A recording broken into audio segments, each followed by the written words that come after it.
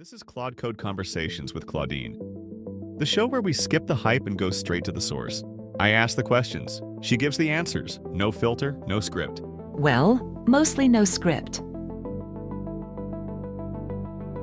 Today, why small teams are positioned to outperform large software companies.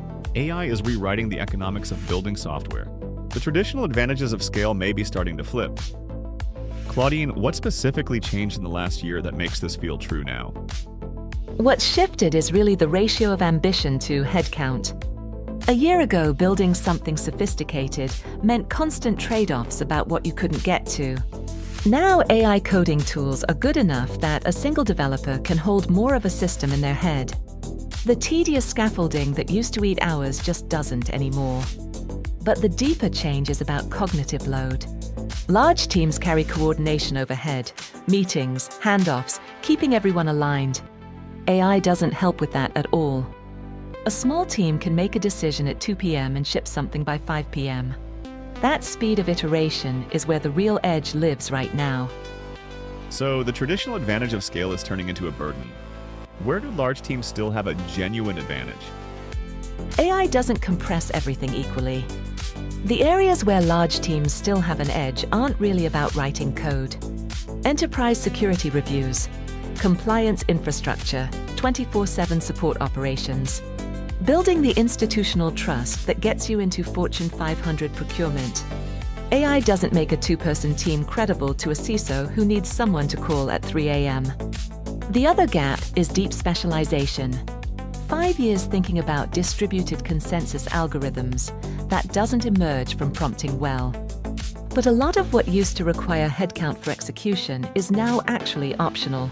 Small teams can choose which of those gaps actually matter for their product. The playing field has gotten much more specific about where that advantage shows up. So small teams can sidestep those disadvantages entirely in certain spaces. Where are they uniquely positioned right now? Spaces where being opinionated is a feature, not a liability. Developer tools, niche vertical SaaS, prosumer creative software, strong taste and deep problem familiarity, harder to manufacture with 50 engineers than 5.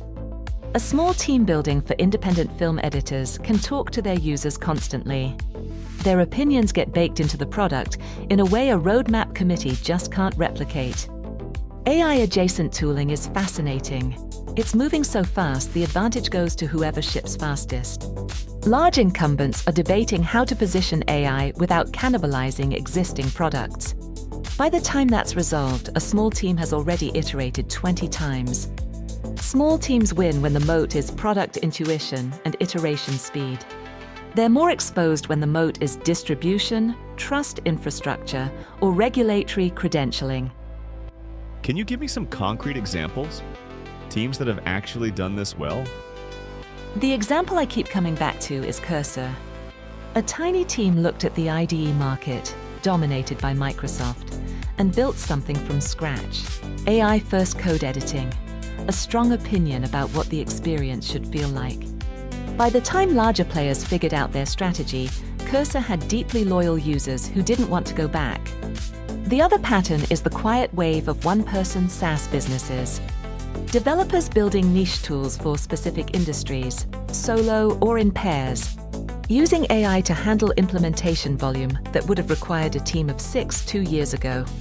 Neither example was trying to beat the incumbents at their own game. They found one specific dimension and went all in. That's the through line. So for someone listening, like a small team or solo developer, what should they actually be doing differently? What does Monday morning look like? Develop real fluency with your AI tools, not just surface-level familiarity. There's a real difference between auto-completing code and thinking collaboratively with AI. How to decompose a problem, when to trust the output, when to push back. That fluency is a compounding skill. Most developers are still early on that curve. Beyond that, be ruthless about your feedback loop. You can talk to users, ship, and learn in a time frame that's impossible at scale. But only if you've deliberately built your process around that cycle. And avoid the refactor spiral. It's easy to use AI to keep cleaning up code in ways that feel productive but aren't. The developers getting the most leverage are almost ruthless about shipping over polishing. Good warning.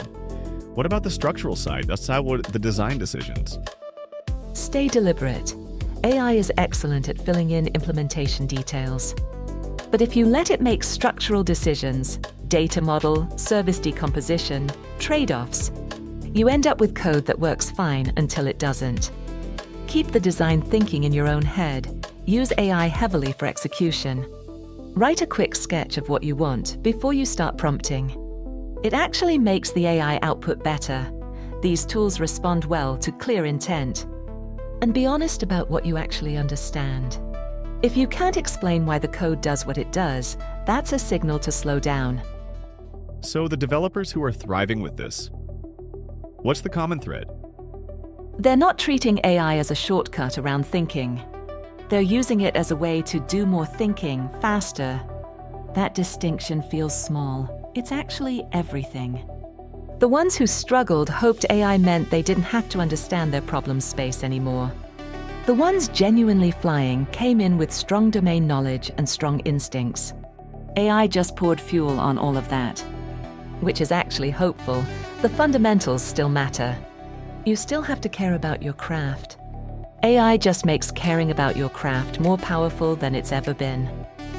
AI as a multiplier on what you already bring, not a replacement for it.